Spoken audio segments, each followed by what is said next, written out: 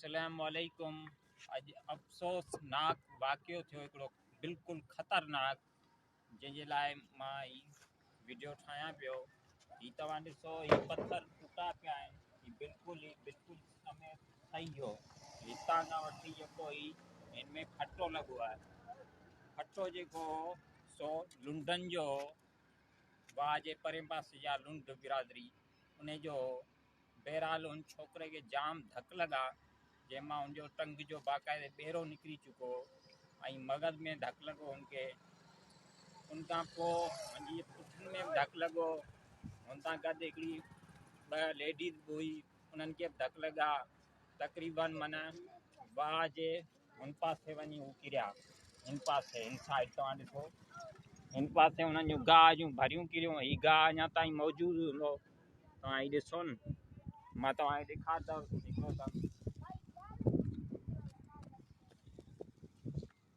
हिन जॻह ते हीअ गाह हुननि जे फटे मां माना किरियो। हिते बि अची माई माना किरी, पर छोकिरे खे धक जाम लॻा, माई खे जाम लॻा। केर बि मोरी ते मौजूदु न हो, केर बि कोन हो मोरी ते मौजूदु, सवाइ मूंखां ऐं असद खां। ऐं उन टाइम सिचुएशन इहा हुई, असां वीडियो बि नथे ठाहे सघियासीं, छाजे करे केर बि हिते कान हो। हुननि खे इस्पताल बि रसाइणो हो।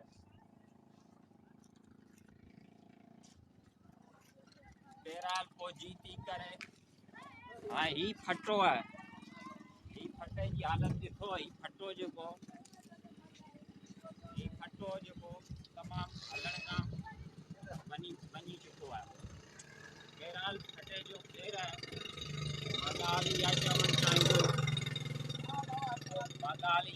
चाहींदुसि त तव्हां जीती करे आउं ई असद कास्केली मरहूम चाचा इमाम बख्श जो पुटु जीती करे असां उन्हनि खे टंडो सौमरो हॉस्पिटल में खणी वियासीं।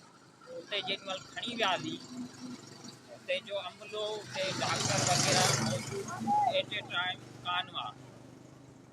तक़रीबन ॾींहं जो 12:30 जो टाइम हो।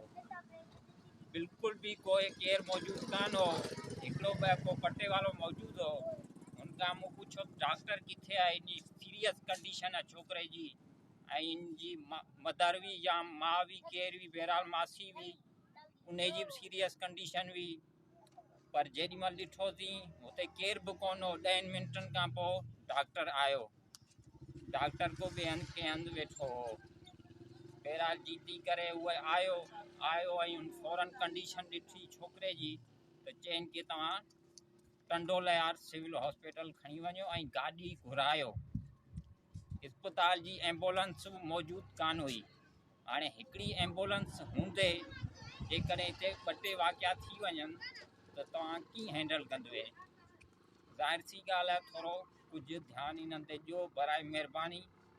तमामु ख़तरनाक वाक़ियो हो ऐं हीउ टंडो लयार छोकिरो मूंखे लॻे थो पुॼंदो ऐं अलाह साईं जी ज़िंदगी ॾिए, सिहत ॾिए, बचाए।